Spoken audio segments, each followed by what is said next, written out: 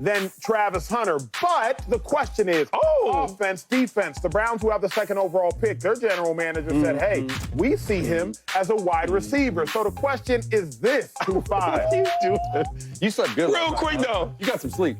Every night. Travis Hunter, though, before we start this whole block, let's be real respectful, because yesterday was kind of, I didn't know where it was going. I was going to set this. I don't think it was disrespectful. I don't know. Well, I'm going to set the stage. I'm going to set the stage right here. He's one of the greatest talents we've ever seen. Ever. Some of them catches he's making, it's NFL dudes I started with and played with that can't make them catches. So now, ask me the question. The question is simple. Can Travis play both ways in the NFL? He did it in college. Absolutely. First of all, he's the most conditioned athlete I've ever seen. Hello. Hello. I actually, I see what you're saying, Acho, because I don't. when you, I tend to agree with Shady, though. Like, first of all, let me answer it. Yes, he can play both ways. Will he? I don't know. Should he? Who knows? It's never been done. No one in the last 60 years has played both ways legitimately, not even Dion.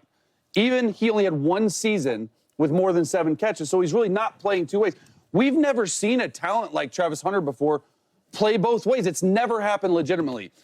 My thing is that in the NFL, if you only play one position, think about Travis. He's played full-time receiver and full-time corner. In the NFL, if you decide to play full-time at corner, think about how much better he's going to get just focusing on corner. Or if you're the Browns and Andrew Berry, GM, says, we see him as a unicorn. We think he's a better receiver than he is a corner. James, don't you think if you played just receiver in the NFL and didn't have to worry about all the skill and level of talent that it takes to play DB, you would be really good?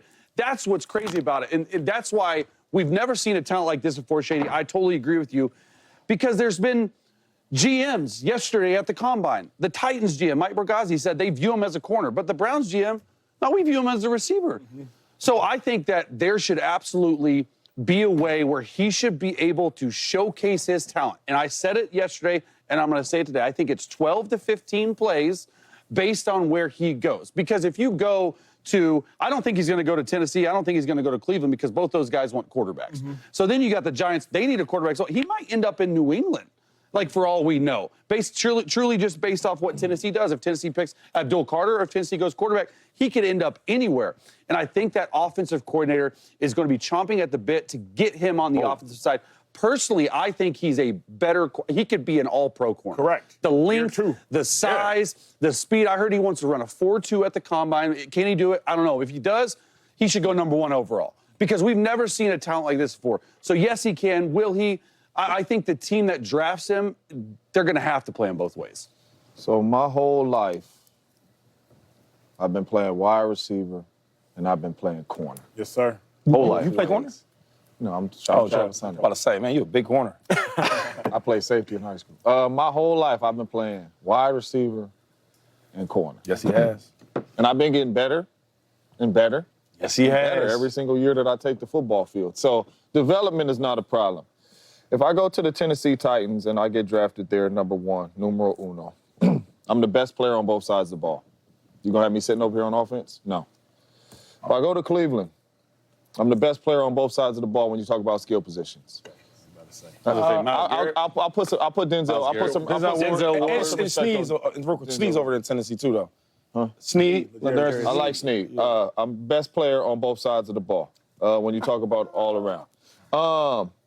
Giants, Malik Neighbors, my dude. New England, I'm the best player. Jacksonville, I'm the best player. Vegas, I'm the best player because he ain't dropping touchdowns. So what are you saying? James, you talking down, Joe. You just talking. So Brian Thomas he wasn't like that? He's not Travis Hunter, though. I'm taking Travis Hunter before James, he walked into the league and gave you 13. You're taking Travis Hunter over Brian Thomas. I'm not saying he's not a good player. I don't want to interrupt his take, though, guys. Finish your take. I will, because I'm not saying he's not a good player, but he's not Travis Hunter coming into this draft. We talking like Travis is just God. So he will be the best player. He's a great. From what we know and what we are watching, he will be the best player on that team on both sides of the ball. Wouldn't be better than Brian Thomas instantly. It's disrespectful. Go ahead. Oh, my good God. Go ahead. Go. Yeah. Brian Thomas was a first-round pick. I know. End of the first round. We talking about this dude #1, #2, #3. Was a first-round pick a wide receiver? Go ahead. I understand that, Acho, but you're talking about number 1, number 2, number 3. It's a lot of dudes went in front of him. Anyways, all right, because you're messing me up. So if he went to Jacksonville on both sides of the ball, he would be the best player. I agree with that. So as a coach, you are not going to sit there saying we're drafting this dude and he could be the best player on both sides of the ball when he walks into our building, and we're not going to put him on both sides of the ball. Number 2, I played wide receiver. All right? So I know how it goes on out there outside of these trenches. You play in the trenches, you play in the trenches was coming after you. All right? So I know how it is out there. It's not a lot of physical and violent out there. It ain't. You know what I'm saying? It's a lot of, hey, run that way, run that way. it's a lot of that. So what people don't understand is, like, when you hear it, Travis Hunter playing this many plays, it's really not that violent at those 2 positions. At wideout. Corner receiver. At wideout, I could catch it and be like, ooh, I see 2 of them. Whoop.